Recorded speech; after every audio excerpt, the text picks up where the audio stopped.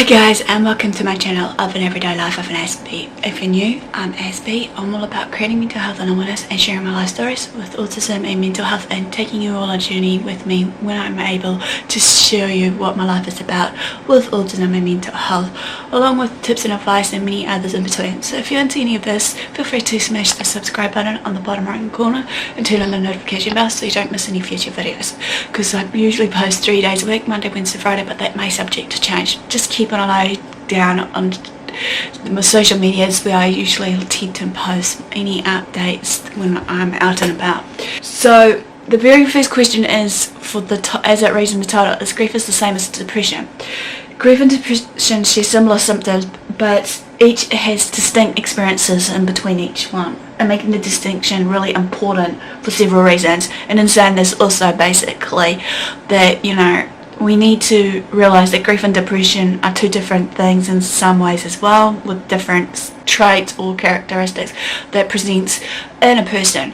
And before I continue, as always, I'm no medical doctor, I'm just your normal Joe Blow. So if you see anything out of the ordinary, seek help for yourself or your loved one, or seek an opinion for yourself or your loved one, because I don't forever condone self-harm. So as I said, basically with this, we got to differentiate between the two of grief and depression, because obviously I know for a fact that it creates many confusion. So that's why I'm here today, hopefully to just give you guys the lowdown from what I understand. So with depression, getting a diagnosis and seeking treatment can literally be life-saving, because obviously for many of us, when it comes down to depression or whatever it may be, that we tend to just need that second opinion or just some form of help just to guide us through our everyday, regardless if it's medications versus just our self-care help or whatever that works best for us in the way of mental health. At the same time though, however, on the other hand, experiencing grief due to a significant loss is not only normal but an ultimate way of healing. Sometimes grief can cause such extreme distress, however, that it becomes unclear to the person what they are really dealing with. I don't mean it in the first few months, however, because that are almost always hell after, you really went through your loss of a pet or a job or whatever it may be of some form. Hearsay, that until recently, many clinicians were advised not to diagnose things like major depression and anxiety in individuals within the first 2 months following a death. Although this may have changed somewhat, clinicians are still advised, however, to use it through caution. Not because the person might not very well have these things, but because early on it can be hard to tell where grief ends and that true diagnosis or disorder will actually begin. The diathesis-stress model is a widely accepted psychological theory. Remember, theories are just one way of looking at something. There are other ways at looking at how it explains certain things in a way of expressing itself in a way to the point where it needs to belong. That will then attempt to explain why some people develop certain disorders such as post-traumatic stress disorder or PTSD, alongside those anxiety disorders and depression. This model is complex in nuisance, and a full explanation is well beyond the scope of my video, or even in this case in my blog. Somewhere I've written about it, which I'll link in the description below on my WordPress if you want to read more about this, because it's similar to what I'm sharing with you all today, just to give you guys a lowdown. But even a basic understanding helps us to conceptualize why someone might struggle after experiencing the death of a loved one in a way that they've never struggled before. Additionally, the diathesis-stress model helps to explain why some people develop some disorders when others don't. For example, it explains why 10 people could experience a traumatic situation where they are under the same stress, feel the same level of fear, and witness the same horrors, yet only 2 people can then go on to develop PTSD. One person develops depression, and the other 7 people here say are varying degrees able to cope with the integrate within these experiences alone. Basically, the model asserts that some people have genetic predisposition to develop disorders like depression, anxiety and PTSD, even though we all may at some point have some level of vulnerability to certain disorders. Having this genetic trait makes you more vulnerable than others. It doesn't guarantee that you'll develop a disorder, but it puts you at risk, especially when combined with other environmental factors that takes in place and puts into practice. By environmental influences, we mean factors such as early life experiences, social support, and exposure to other stresses that is around. Some environmental influences can have a protective effect, These are things such as having a strong social support network around us, high self-esteem, and early life experiences that factor a sense of control, security, predictability, and the ability to cope with the emotional pain. Having a good amount of these experiences might safeguard someone with a genetic vulnerability from developing a psychological disorder. On the other hand, however, some circumstances can have an opposite effect, which can then turn out to be a negative effect, such as having limited social support, low self-esteem, life experiences that create the sense that events are out of one's control, unpredictable, and which foster avoidance, or sometimes they might just have that fight, flight, fright response. Having one or more of these types of experiences might come together to create a second psychological vulnerability for developing psychological disorders, such as, for example, make things worse for the person that's going through it. The clinical perspective. The DSM-5 that I've clearly mentioned so many times before, which I'll link in the iCard above me of a playlist, understand what this is all about, of this 5th edition. For this, removed a bereavement exclusion from the diagnosis of major depressive disorder. In the DSM-5, however, the bereavement exclusion stated that someone who was in the first few weeks after the death of a loved one shouldn't be diagnosed with major depressive disorder or MDD. However, the DSM-5 recognises that while grief and MDD are distinct, they can also coexist, and grief sometimes triggers a major depressive episode, just as other stressful experiences can. Studies have shown that this extreme associated with grief can also trigger medical illnesses such as heart disease, cancer, and the common cold, as well as psychiatric disorders like depression and anxiety. So the comparisons here, basically, I want to express to you all today. Given this as an overlap, there are times when it may be tricky to distinguish between grief and depression, as said before, of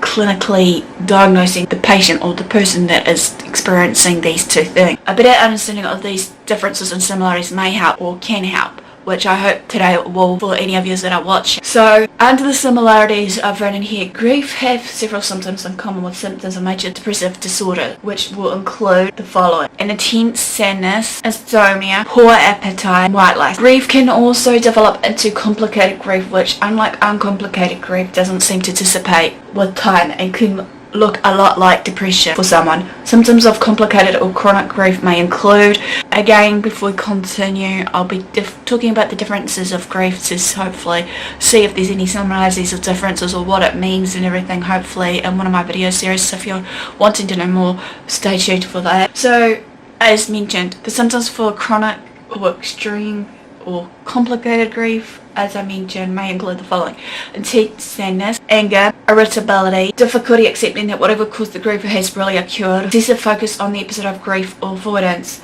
of it altogether. In the extreme cases, those of someone with complicated grief, however, may engage in self-destructive behaviour or even contemplate or attempt suicide. It is likely due to those symptoms that the DSM-5 no longer includes the bereavement exclusion from the diagnosis of major depression. The differences here is where grief and depression differ is that grief tends to decrease over time and occurs in waves that are triggered by thoughts or reminders of its cause. In other words, the person may feel relatively better, while in other certain situations, such as when friends and family are around to support them. But on the other hand, however, for the triggers, this tends to be more persistent and pervasive, I should say. An exception to this would be atypical depression of those commonly experienced with grief. Again, some of these different types of depression that I may not have mentioned in one of my videos will hopefully be coming to light soon on my playlist of the depression series, which I'll link in the iCard above me and in the description below if you want to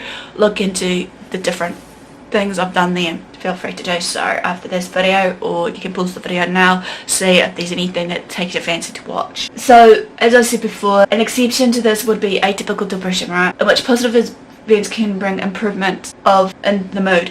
A person with, however, on the other hand, with atypical depression tends to exhibit symptoms that are quite the opposite of those commonly experiencing with grief, such as excessive sleeping, the eating more, and gaining weight. Other clues that point to major depressive disorder instead of grief may include the following to look out for: feelings of guilt not related to what prompted the grief in the first place, thoughts of suicide, although in grief there can be thoughts of joining the deceased, morbid preoccupation with listlessness, grief doesn't usually erode self-confidence, sluggishness or hesitant and confused speech, prolonged and marked difficulty in carrying out the everyday activities of day-to-day living, of what they used to do, hallucinations and delusions.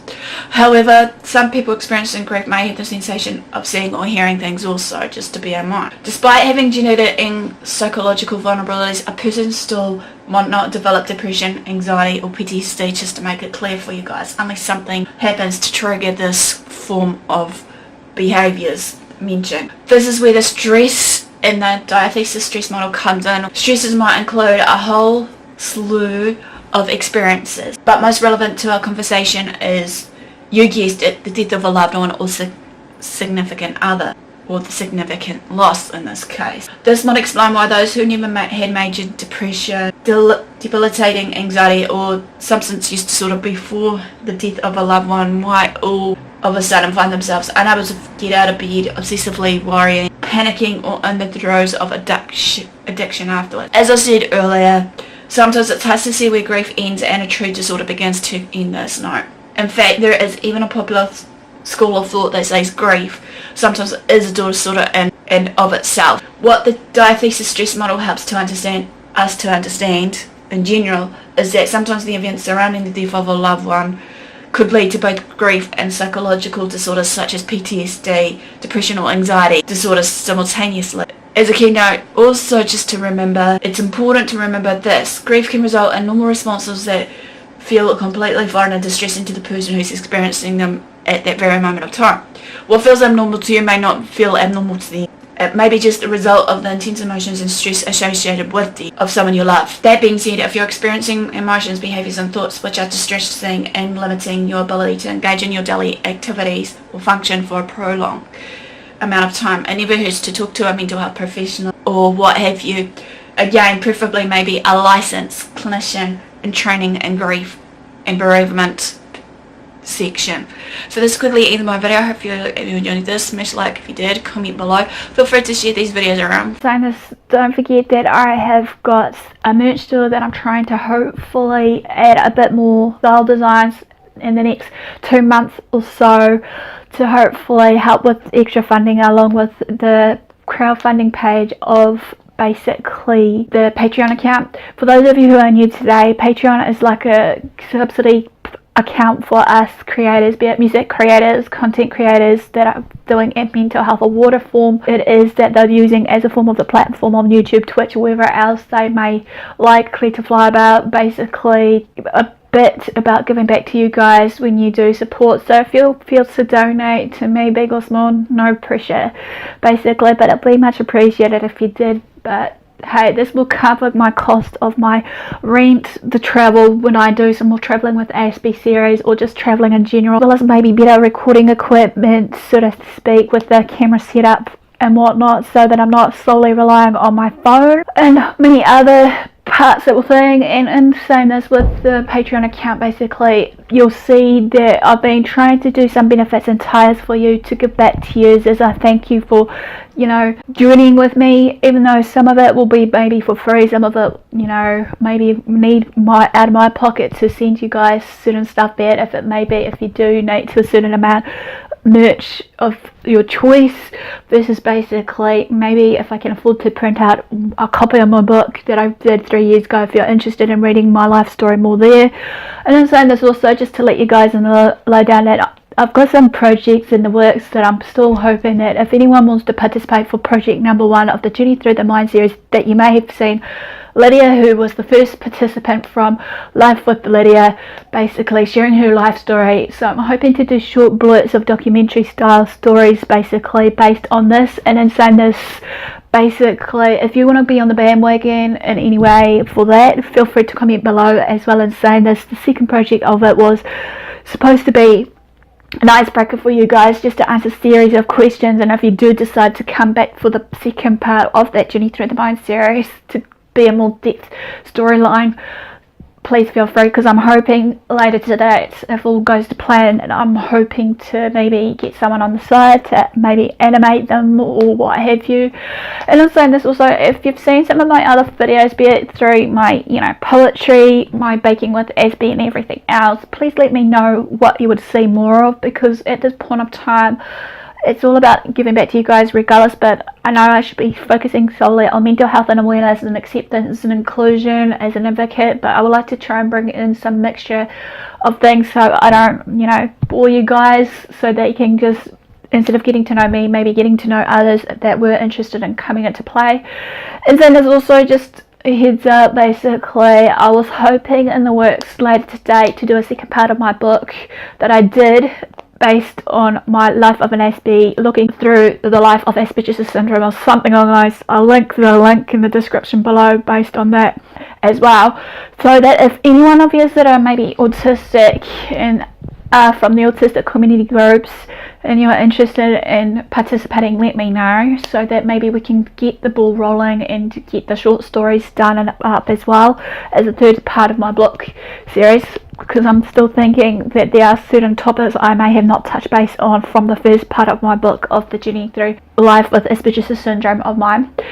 And to wrap it up, basically, I have some other funding pages, like basically GoFunding or some other funding page that I've got, that if you're interested in maybe doing it through there instead of through basically Patreon. But as you know, Patreon and this other one, you have the option of PayPal and just insert bank account details and whatnot.